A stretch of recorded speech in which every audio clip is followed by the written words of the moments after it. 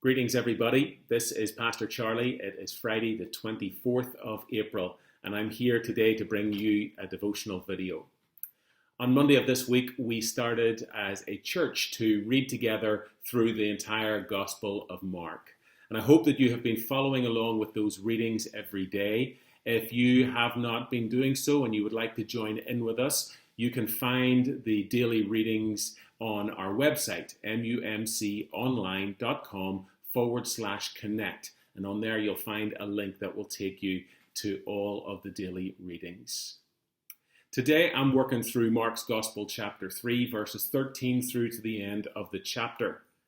And what we've got to understand about these Gospel writers is that they all, in their own way, had one singular purpose. It was to help people understand that Jesus was who he said he was. The Son of God, the Messiah who had been sent by God, the Messiah on which the children of Israel, the people of the Jewish faith, had been waiting. In this section, we are getting another picture of that as Mark tries to introduce us again to a Jesus who is coming to bring this new work of God to the people and to invite them to make a choice to believe that he is who he says he is. So in the first part of this reading, we have Jesus appointing 12 disciples. Now, any God-fearing Jew at that time would have known exactly how that correlated to their ancient faith because there were the ancient 12 tribes of Israel, of course. In appointing these 12 disciples, Jesus is saying, hey, I'm here to fulfill the story that you have all been a part of and our ancestors had been a part of. I am here to fulfill that story and to do the new work of God in doing so. Are you with me or are you not? In the next section, we read about Jesus having an encounter with some Pharisees. They were having difficulty believing the things that Jesus was saying and the things that he was doing. But they knew that the things that he was doing must have had a power source somewhere. So instead of confessing that Jesus might be from God, they decided that their narrative would be that he was an evil spirit, that he was coming from Beelzebul. Jesus counters that by saying, hey, if Satan wants to do his work in the world and I'm doing that work, then why would I come here and drive out evil spirits? If Satan fights against Satan, then he's only ending himself. If a house is battling against itself and is divided, it cannot stand, says Jesus. At the end of that section, Jesus says these words, truly I tell you, people will be forgiven their sins and whatever blasphemies they utter.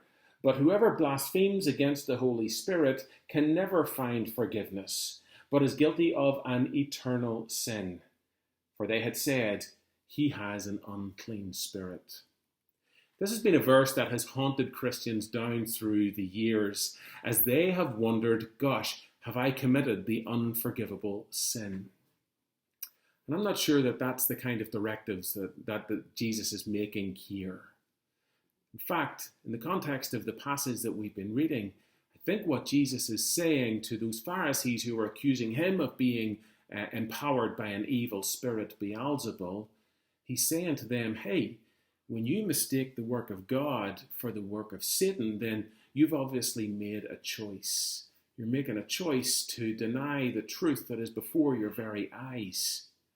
I think Jesus is saying that when you reject this truth, you're rejecting it outright, and it's hard to find a way back from that. In appointing disciples, Jesus was appointing ones who had believed him and who had said that they would go with him. In this section here, Mark is now saying, hey, we all have a choice to make. Either we believe that Jesus is who he says he is, or we make a choice to believe that the work of God happening through him is not the work of God, that it's the work of an entirely opposite force. We have a choice to make. Then Jesus meets his mother and his siblings again. They come to him and he has this encounter with them where he asks, who are my real family?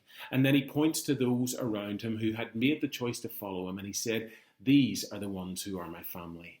The ones who have chosen to follow me, the ones who are with me, the ones who are believing what I have said. My friends, Mark, the gospel writer, invites you and me and every other person that has read his words since he wrote them to make a choice about Jesus in our lives. It's the choice to follow him, the choice to surrender ourselves, the choice to generously give our lives to his work and to his kingdom. We all have a choice to make, to follow Jesus today or to not follow Jesus today.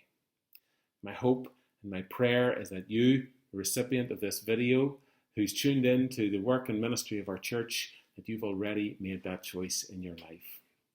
If you haven't, then now's a really good time to do that. Because Jesus is the King of Kings. He is the way, the truth, and the life. And if we want to get to know God, then we've got to get to know Jesus and make a choice to follow in his ways in this world. I hope you'll do that. I know I'm trying to do that every single day. Listen, God bless you. Have a great weekend, and I look forward to joining with you in worship on Sunday morning at 11 o'clock on our Facebook Live feed. Take care.